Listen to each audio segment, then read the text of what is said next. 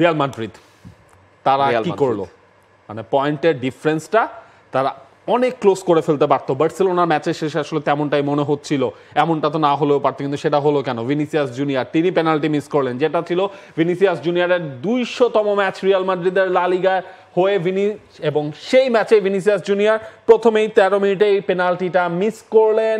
এরপর গোলের সুযোগ রিয়াল মাদ্রিদের কাছে যখনই আসলো, তার আগেই রিয়াল মাদ্রিদ একটা গোল কনসিড করে ফেললো। দিয়াখাবি 15 মিনিটে তিনি গোল করলেন এবং রিয়াল মাদ্রিদের তখন রাজ্যের হতাশাই ভর করেছে। যদিও ভিনিসিয়াস জুনিয়র তিনি একটা গোল শোধ দিয়েছিলেন, তবে ম্যাচের চিত্রনাট্য সবকিছু পাল্টে যায়। উগো দুরোর 95 মিনিটের গোল, 17 বছর পর ভ্যালেন্সিয়া সান্তিয়াগো বার্নাবিউ থেকে জয় নিয়ে মাঠ ছাড়ল। এবং একটা জিনিস আপনি খেয়াল করেছেন, 2021-22 সিজনটা বাদ দিলে কখনোই রিয়াল মাদ্রিদ ভ্যালেন্সিয়াকে এক সিজনে 2 বার তারা হারাতে পারে নাই। এই সিজনের প্রথম ম্যাচটায় তারা হারিয়েছিল সেম স্কোর লাইনে 2-1 গোলে। তবে ফিরতি দেখায় ভ্যালেন্সিয়া পুরোপুরি শটটা নিয়ে নিল রিয়াল মাদ্রিদের এগেইনস্টে।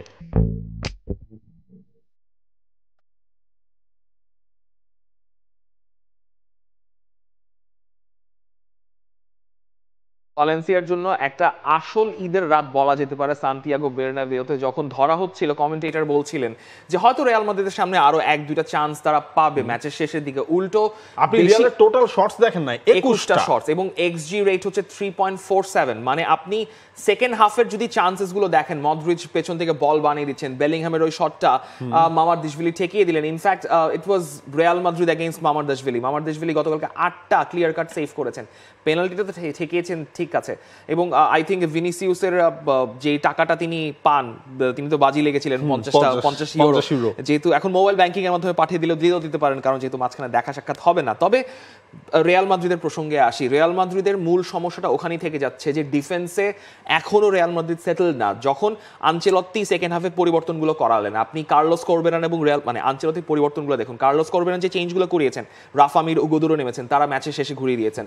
শেষ পর্যন্ত ডেভিড আলাবা নামলেন, তারপর হচ্ছে ফ্রান গার্সিয়া উঠে গেলেন, শুয়ামিনি নামলেন, শুয়ামিনি তো নেমেছিলেন নাকি কামাভিঙ্গা নেমেছিলেন, স্টার্ট করলেন, কামাভিঙ্গা নেমেছিলেন। সো এই যে চেঞ্জেসগুলো শেষ পর্যন্ত কাজে দেয় নাই, এবং লাস্টে যখন এই গোলটা কনসিড করলো, ওভারম্যান কমিট করা হয়েছিল, সেখান থেকে কাউন্টারের ট্রানজিশনে তারা ধরা খেয়ে গেল। এবং মানে যখন 2v2 আপনি বক্সে ডিফেন্ড করছেন, আপনি গোল খেয়েই যেতে পারেন। ফ্রান গনসালেস শুরু করলেন, তার জন্য প্রথম তার একটা রেয়ার স্টার্ট, যেহেতু লুনিন এবং কোর্তোয়া নাই, সেটা ঠিক আছে, মানে তার কাছে আপনি অত কিছু এক্সপেক্ট করবেন না, কোর্তোয়া লুনিন যেহেতু বেঞ্চে বসে আছেন। রিয়াল মাদ্রিদের জন্য এটা জাস্ট একটা বাজে ম্যাচ ছিল, এবং রিয়াল মাদ্রিদ এবং ভিনিসিয়াস এটাও অ্যাডমিট করেছেন, তারা খেলতে পারেননি ওই হিসাবে, কারণ আপনি চান্সেস ক্রিয়েট করছেন। এমবাপে কালকে কাটব্যাক করেছেন, সেখানে কাটব্যাকটা কনভার্ট করার জন্য কেউ নেই।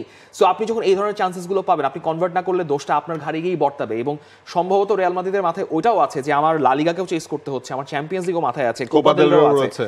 সো প্রেসারটা আসলে লা লিগার উপর দিয়েই যাচ্ছে আলটিমেটলি। এবং আপনি একটা জিনিস দেখেন, প্রথম গোলটা যখন রিয়াল মাদ্রিদ কনসিড করলো, দিয়াখাবি যে গোলটা করলেন, সেখানেও কিন্তু ম্যান মার্কিং এর একটা পরিষ্কার অভাব এই সিজনে, যেটা পুরো রিয়াল মাদ্রিদের খেলায় দেখা গেছে, সেই জিনিসটা এবারও হলো। এবং পেনাল্টি মিস, আপনি এই ভিনিসিয়াস জুনিয়র অ্যাটলেটিকো মাদ্রিদের এগেইনস্টে পেনাল্টি মিস করেছিল, রাইট? মানে হচ্ছে ভিনিসিয়াস জুনিয়রের 2টা পেনাল্টি মিস হলো। আপনি বেলিংহামের ক্ষেত্রে আসেন, এই যে ভ্যালেন্সিয়াকে প্রথম লেগটায় রিয়াল মাদ্রিদ 2-1 গোলে হারিয়েছিল, সেই ম্যাচেও কিন্তু ভ্যালেন্সিয়ার এগেইনস্টে বেলিংহাম পেনাল্টি মিস করলো। এমবাপ্পের ক্ষেত্রে আসেন, লিভারপুলের এগেইনস্টে পেনাল্টি মিস, অ্যাথলেটিক বিলবাওয়ের এগেইনস্টে পেনাল্টি মিস, মানে হচ্ছে আপনার 4টা পেনাল্টি এই সিজনে, 4টা না, এই ম্যাচ সহ ধরলে হচ্ছে আপনার 5টা। এমবাপ্পে 2টা, ভিনিসিয়াস 2টা, বেলিংহাম 1টা, 5টা পেনাল্টি কিন্তু রিয়াল মাদ্রিদ মিস করেছে। হ্যাঁ, এখন হচ্ছে আপনার কোশ্চেন থাকতে পারে যে এমবাপ্পে থাকতে কেন ভিনিসিয়াস জুনিয়র পেনাল্টি টেকার হিসেবে কাজ করলেন। এই সিজনে কিন্তু আপনার ভিনিসিয়াস জুনিয়রকে দিয়ে কার্লো আনচেলত্তি বেশি পেনাল্টি নেয়াচ্ছেন। এবং আপনি যদি খেয়াল করেন, ভিনিসিয়াস জুনিয়র কিন্তু এই সিজনে 3টা পেনাল্টি থেকে তিনি গোল করেছেন। লাস পালমাসের এগেইনস্টে লা লিগায় তার পেনাল্টি থেকে গোল ছিল, এসি মিলানের এগেইনস্টে তার গোল ছিল, এবং রিয়াল সোসিয়েদাদের এগেইনস্টেও ভিনিসিয়াস জুনিয়র আসলে পেনাল্টি থেকে গোল ছিল। সুতরাং এই জিনিসটা আসলে হয়ে যায় ম্যাচের মোমেন্টে। পেনাল্টি মিসটা আসলে আলটিমেটলি রিয়াল মাদ্রিদের জন্য কাল হয়ে দাঁড়ালো। ম্যাচ শেষে প্রেস কনফারেন্সে আনচেলত্তিকে বলা হচ্ছিল, তাহলে কি এমবাপ্পে নেক্সট টাইম থেকে পেনাল্টি নেবেন কিনা? তিনি বলেছেন, লেটস সি। Let's see. এবং আনচেলত্তি এটাও বলেছেন যে লা লিগার টাইটেল চ্যালেঞ্জটা একটু ডিফিকাল্ট হয়ে গেছে তাদের জন্য, আঙ্গুর ফল টকের মতো একটা অবস্থা লা লিগাটা এখন অবস্থা হয়ে দাঁড়িয়েছে। লা লিগার জন্য লড়াই করাটা এখন বেশ কঠিন হয়ে দাঁড়িয়েছে, কিন্তু মৌসুমের শেষ পর্যন্ত লড়ে যাওয়ার প্রত্যাশা আমাদের রয়েছে, কারণ আমরা এখনো একেবারে পিছিয়ে পড়িনি।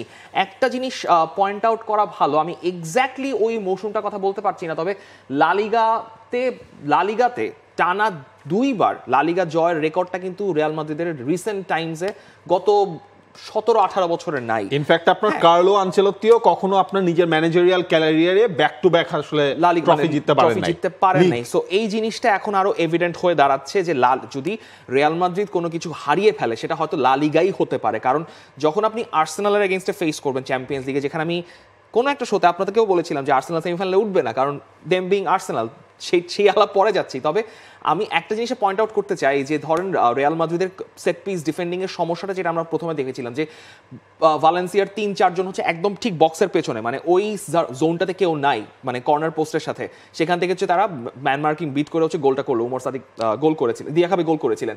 সো এই ধরনের সমস্যা আর্সেনাল এগেইনস্টে আপনি আরও ফেস করবেন, কারণ আর্সেনাল সেট পিসের ওস্তাদ। সো সেখানে যখন আপনি ভালেন্সিয়ার সঙ্গে ফেল করে আসছেন, আর্সেনাল তো ডেফিনেটলি বসে নাই, আর্সেনাল তো রিয়াল মাদ্রিদের এই জায়গাগুলো দেখে ফেলেছে। সো আর্সেনালে ওই সেট পিস থ্রেট ডিফেন্ড করাটা রিয়াল মাদ্রিদের জন্য একটা বড় চ্যালেঞ্জ হচ্ছে কোর্তোয়া, লুনিন কে আসলে ফিট হয়ে আর্সেনাল এগেইনস্টে ফিরতে পারেন, এবং রিয়াল মাদ্রিদের পরবর্তী চ্যালেঞ্জ আসলে এই আর্সেনালকে ফেস করাটাই, যে আর্সেনাল অবশ্য ম্যাচ ড্র করে এভারটনের সঙ্গে, তবে আর্সেনালের ঘরের মাঠে ম্যাচ এমিরেটসে, চ্যাম্পিয়ন্স লিগের ফিক্সচার, সবকিছুই আলাদা সমীকরণ, লা লিগার সমীকরণ আলাদা, চ্যাম্পিয়ন্স লিগের সমীকরণ আলাদা। আর্সেনাল ভার্সেস রিয়াল মাদ্রিদ ম্যাচটা আপনারা দেখবেন 9 এপ্রিল রাত 1টায়। প্রথম লেগটা আসলে লন্ডনে, সেকেন্ড লেগটা হবে পরের সপ্তাহে Santiago বেরনাবেউতে।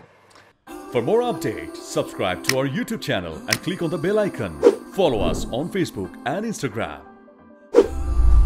Download T-Sports app to enjoy exciting games and highlights. Visit tsports.com.